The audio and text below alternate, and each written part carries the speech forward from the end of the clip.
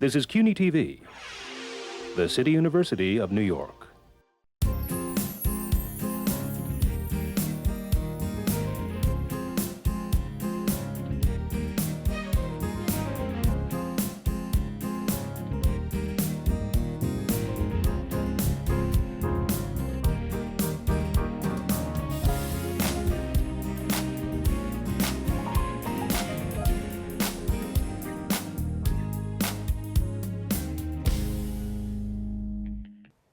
Hello, I'm Ronnie Eldridge. Welcome to Eldridge & Company. 2 years before the Arab Spring and Occupy Wall Street, Deanna Zandt wrote a book called Share This: How You Will Change the World with Social Networking. She's a media technologist who believes passionately in the ability of people to do just that through social media. And she's my guest today. And I'm delighted because I want to understand. I'm so impressed with the power and ability that we've seen recently. Yes. It's just incredible. It really is. And I sometimes want to express my opinion or talk to other people, but I don't. So let's talk about it. Okay. How did you get interested in all this? Well, I'm actually a big nerd. I was born a nerd, been a nerd my whole life. You don't look like a nerd. I've been working on that. Okay. And also really interested in social justice work, probably since my late teens, been an activist. And so as technologies have evolved and become more social and kind of, email comes along, the web comes along, all of these things have been building up to this point where people are connecting with one another. And that's kind of what got me really excited, probably around 2004, 2005, as things started to kind of evolve with blogs, and then we saw more social networks coming online. I just realized there was this kind of watershed moment for people, especially people with kind of progressive, forward-looking values, to be able to connect with one another, to be able to bypass traditional hierarchies that kept them separate from one another and kept them from being able to organize, and then being able to use the technologies to do just that. So it's been really... And it's so exciting. I mean, it is totally it's corny to say it, but it's the new frontier. It is. Yeah. It is. And you point out that it's really a whole revolution within our culture. It is the potential of turning upside down the power, right? Yeah, it's interesting because where traditionally any kind of public discourse has been mediated in some way. That's why we call it media. With people who have, God knows what for agendas, right? Any kind of gatekeeper is going to have their own agenda and what they're trying to advance when they're mediating these discussions. And what social media allowed us to do is to bypass that medium and allow people to contribute their values and their experiences to these very public conversations that we're having about the things that we care about. Everything from kind of culture and art and pop culture to politics and policy and kind of world-changing stuff. And that's the big difference, is that contribution of values and experiences that previously just wasn't possible at all. And so what you're saying is people talk to you, but you couldn't answer back. I mean, you can't do Right. it. But now not only can you answer back, you can have the power because of all the availability. But it's just astonishing in the way it was displayed, it seems to me, in the Arab Spring and in Occupy Wall Street. Yeah. Did Occupy Wall Street become a little bit more sophisticated than Arab? I mean, are there stages to it? Evolution? Yeah. I think that having different goals and different ends changes how a group or a community is going to use the tools. And it's also really important to note that this doesn't replace traditional organizing. This is supplemental, and that it aids traditional kinds of organizing. It aids the digital is used to kind of organize the offline stuff happening. And we saw that especially in the Arab Spring, where people would use Facebook or Twitter to get people to show up at different things, but then use, the really old school tactics of how you do organizing, especially once communication systems started to get shut down by the government. So it should be viewed as a new tool in the toolbox and not necessarily. Not a substitute. Yeah, absolutely. And it's interesting because people always used to say the internet is so isolating. Yeah. That you can spend all this time on the internet and you're not socializing with anybody. But you're now saying And it's really interesting, too. There have been studies that show that people who participate on social networks are 20% more likely to have more diverse discussion networks of people of different ideologies and different backgrounds from them that they're discussing their political topics with. And studies also show that people who are participating online are much more likely to be active offline in their communities, who are going to be going to the community board meeting, who are going to be showing up for the rallies and those kind of things, because they're finding out about this stuff. So how do you do it? I mean, how do you Where to figure? begin? Suppose if you're somebody like me and you want to do this, where do you go? How do you even find out where to go? I know. Who knows? It kind of depends on what you're interested in, what you are trying to accomplish in the world. Different tools are useful for different things. I've found that Twitter is very useful for what we call kind of loose tie organizing, like people maybe that you don't know that well, but you find interesting and you want to kind of keep up with them. And Facebook tends to be used much more for deep tie organizing, people that you already have some sort of relationship with, and then you're looking to deepen that. And kind of, the interesting thing that we talk about with social networks too is that, people spend a lot of time talking about it as a communications tool, as a way to put things out there. But as much as it's that, it's also a listening tool, and being able to listen and hear what's happening. And so, again, depending on what you're looking for, I think depending on who you start connecting to, it always starts with the people and not the tools. So looking for the right people, looking at organizations that you might be interested in. If you're interested in media and the future of journalism, and you're reading people, looking at who they follow on Twitter and who they're talking to on Twitter can sometimes open up new avenues of saying, oh, well, those are interesting people. And that's kind of where building an organic community around you can really start to activate and open all of the other doors towards the activism. Is Facebook more singularly directed? I mean, you have to have somebody's address. And does Twitter just go out? There's different settings for different tools with Facebook. You have a variety of privacy settings where you can say, I only want to share with people who I've approved, who I'm friends with. Yeah. Or you can choose to make everything public and wide open. And there's tons of different kind of little knobs that you can turn to make it, however open or closed that you want.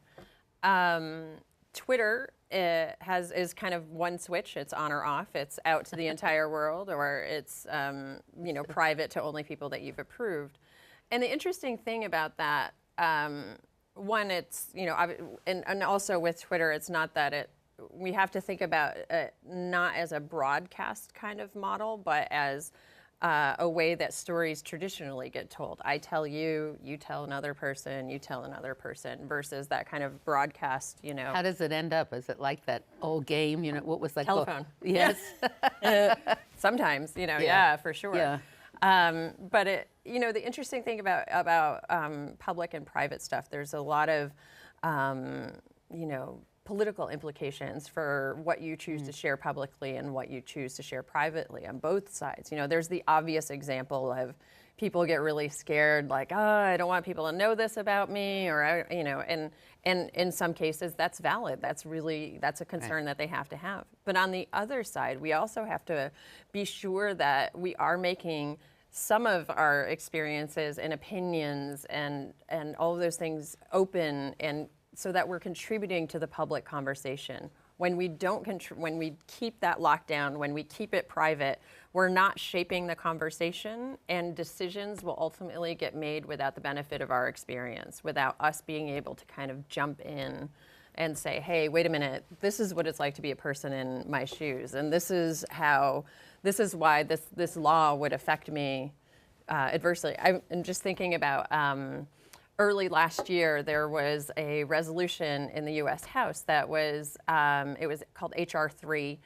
and it was part of the initial efforts in this particular session of Congress to defund Planned Parenthood. Yeah. Great idea. And so as part of that, there was language in the bill that would have federally redefined rape to not include incest, to not include the inability to consent due to incapacitation, so alcohol or drugs or something. All of these things that rape would have been redefined. And so a group of women on Twitter put together what they call a hashtag campaign, where they use one keyword and they encourage everyone to use this one keyword in this tweet, and it starts with a pound sign if you've seen it before. And they used the hashtag, they called it Dear John, and they were directing all of their tweets at Representative John Boehner, Speaker of the House. And what they asked was for women to contribute their stories of sexual assault and say why this law would have made their assault legal in effect, you know. And so I started monitoring the campaign, and I set up a little tool to track, you know, the tweets and everything. And I'm kind of looking at the tool, and I'm doing the math, and it says, well, you can have a max of 5,000 tweets. And I'm like, that should be plenty for this campaign. You know, it's just us girls talking. Anyway, we actually used that up in 36 hours, in a day and a half. Amazing. We had gone over that. That was the number of women that were contributing who were outraged, who had said, you know, and ultimately that language was removed from the bill, and the bill, I believe anyway, didn't pass. But that's the kind of thing that I'm talking about, the kind of contributing. Yeah. Yeah. And the sense that you get from collective action. Yeah, I mean, and that's the validation of, oh, I'm not alone. Right. I'm not crazy for feeling like this stuff is insane. So it's a combination of the women's consciousness raising.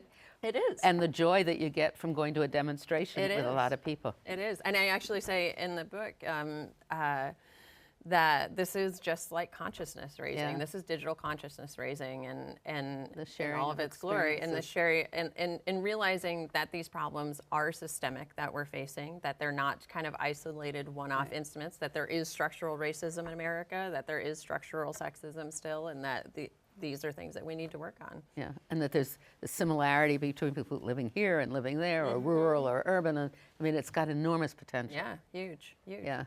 I love it. So somebody can just start whatever they want to say. Yeah, and kind of jump in.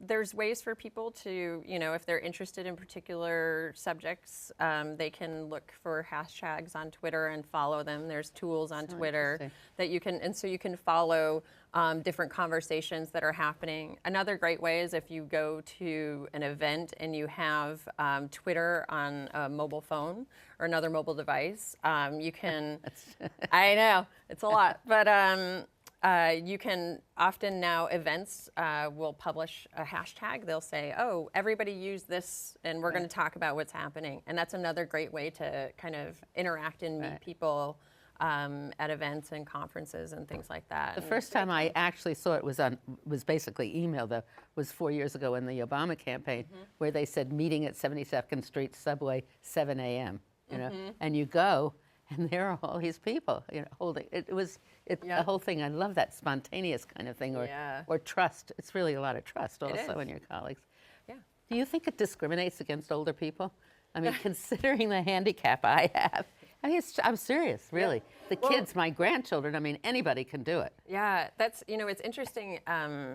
The demographics might actually surprise you of who's participating on social networks. Older people.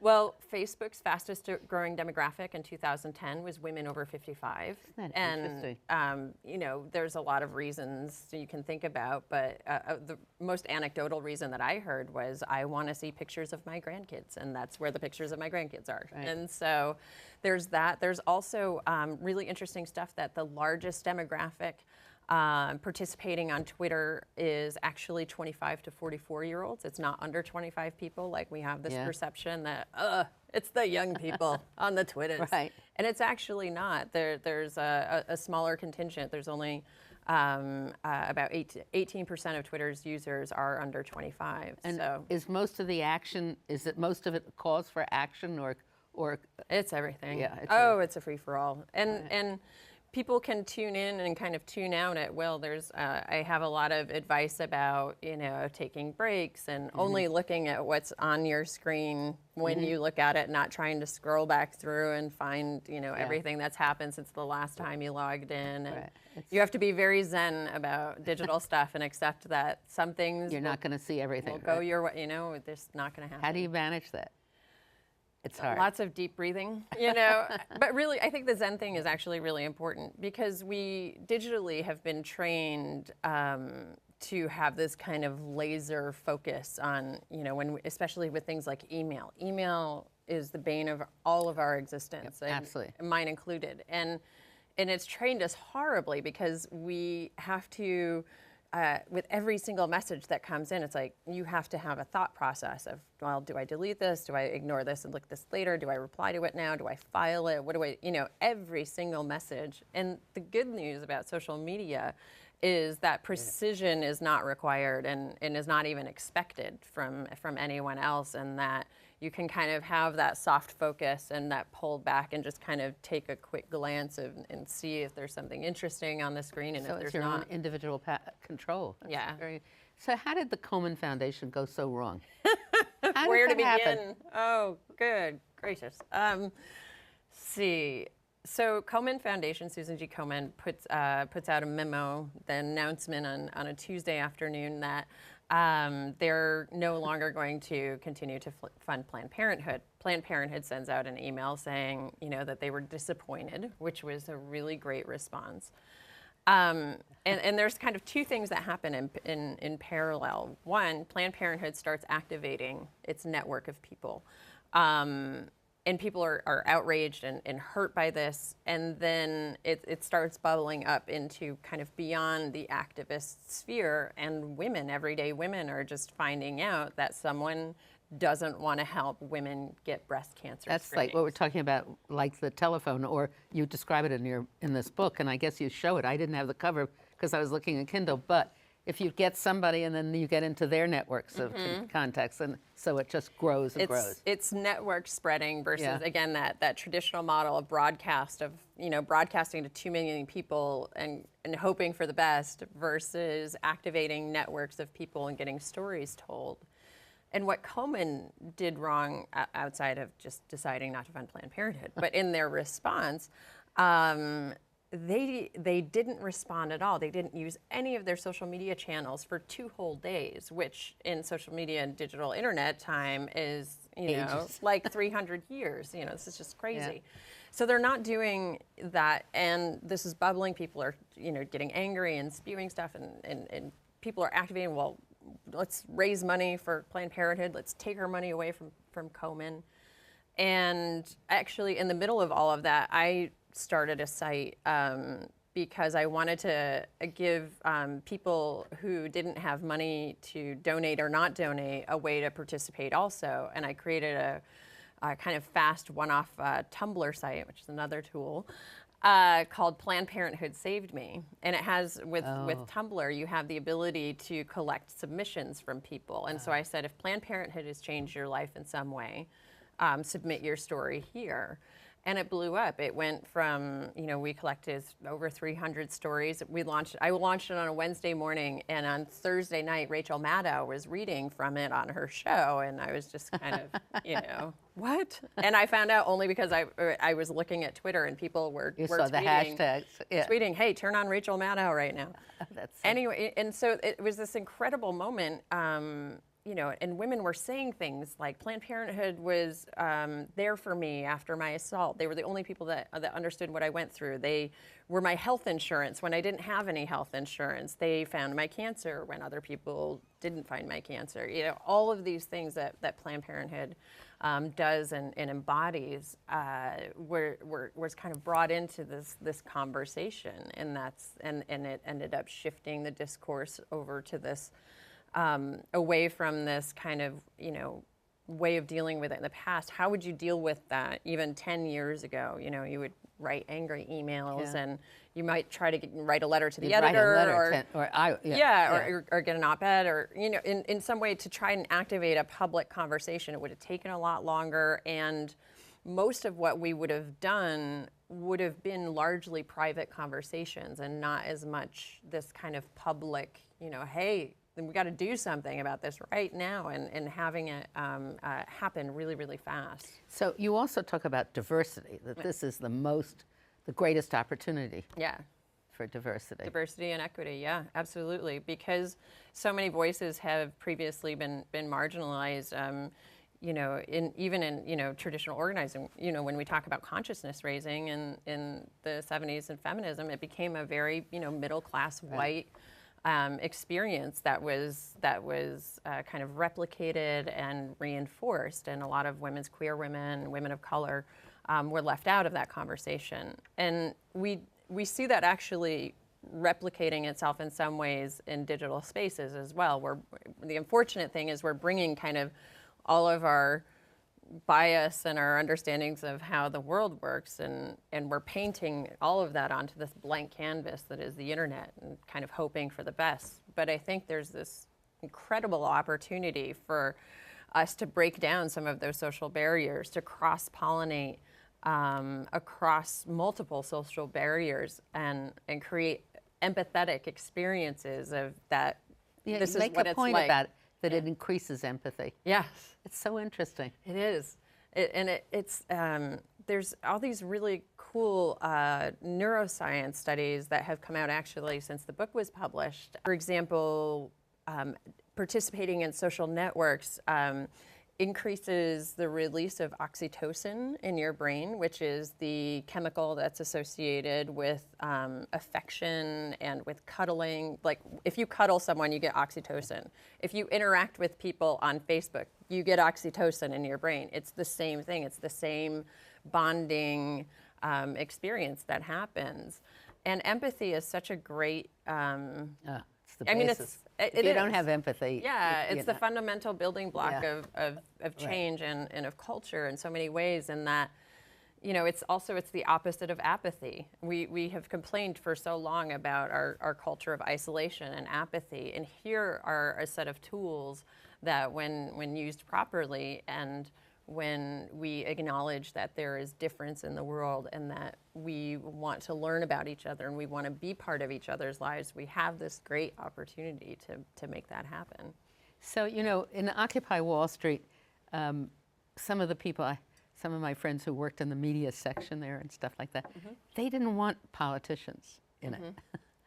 And you've expressed some differences about how you frame it if you're a politician, or how you're using it. But at the same time, if we want to affect all the legislation and everything, we're going to have to do something, right? Right. The politics. Do you think is there going to be active stuff on national elections? Is there already? It's harder. It's harder to see the direct effect of these conversations on electoral politics. Yeah. Mostly, in my opinion, because of the amount of money in politics and the amount of money that has to be raised for a campaign, that has to that has to go to traditional media buys for a lot of reasons, and that, just the money alone can make it. Don't really you think difficult. this could supplant some of the need for media buys?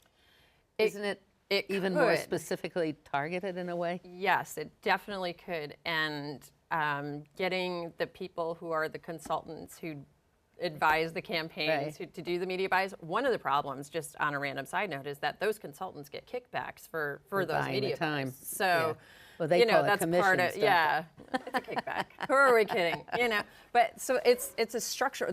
There's a lot of structural issues with how campaigns work in the U.S. that social media can alleviate some of it, but certainly can't do. And do you think it's because some of them are also older and they can't appreciate it? I don't know if it's that, or other than it's familiar and it's what they know and it's what's always worked, or it's what's worked for the last 40 years anyway. Yeah. And I don't think it's necessarily. I think it may be a function more of privilege than of age, of someone's kind of class and race and gender standing, that a rich straight white dude is not going to be that interested in trying maybe to changing empowering the status quo, everybody. Right. Like, he's got it good. All of this can now, on the phones that are now, the cellular phones, most of them, the new ones that are coming out You can connect on all of those phones? Yeah, on most smartphones, there's smartphones, apps I don't know the available. terminology. Yeah. And even how what they call feature phones, like a flip phone. Yeah. There's so much great organizing potential that Right. can happen with text messaging campaigns. And there are a lot of great organizations that are helping people do organizing work. We saw actually the immigration protests of 2006, of May 2006, were largely had a huge component of text messaging campaigns of telling people where to be and when. That doesn't require an expensive phone and a fancy technology. So there's lots of ways for people to be participating in the conversation and showing up for the things that they believe in. How do people learn about this? How are they going to learn to do this? How are they going to learn to do this? From me, because I'm biased, but I have a book, Share This. Are you going to write another book? You said this was a very difficult experience, It right? was a challenging experience. I actually really, I was one of the few people, I loved the writing part. All the other stuff that comes with writing a book is incredibly stressful, but the writing part was amazing. But I provide workshops in New York and Chicago, San Francisco, and I have a set of Twitter guides online, which are probably my most accessible way to jump on Twitter is just deannazandt.com/Twitter guides. Oh, that's interesting. And that's a way for people to learn. And I always advocate for people to use the buddy system. So if you know somebody who's into this and who's doing it, make them sit down with you and hold your hand. It's like, because a lot of this is kind of like an ad hoc cocktail party that's always happening. And you get to choose who's at your party and who you want to talk to at the party, but it's awkward to go to a party by yourself where you don't know anybody. So you can just do this. Bring a friend, you know, bring a friend Sunday or something. Yeah, that's so great. Yeah. So, I mean, we really are going to be, we're in the middle of a revolution. Yeah, sure. It's very exciting. It is. And what's the next big step that's going to happen, do you think? You know, it's really hard to say. I think that as much as the tools are changing us, we are changing the tools. And I certainly think that women's participation online is finally starting to be recognized as a force to be reckoned with and to be paid attention to. And that's really exciting. You know, the potential for integration across multiple platforms in different parts of our lives is also a huge potential. And you know, I think we'll start seeing more kind of, also on the other side, we'll start seeing kind of more retreats and vacations offered, you know, that are digital free so that we can take a break from everything. So go to the website. Yes, deannazandt.com. And then you can find the book, how to buy that, and you can get all your lessons. Yes. And you can contribute to the future of the world. It is. Thank you so much. Thank you.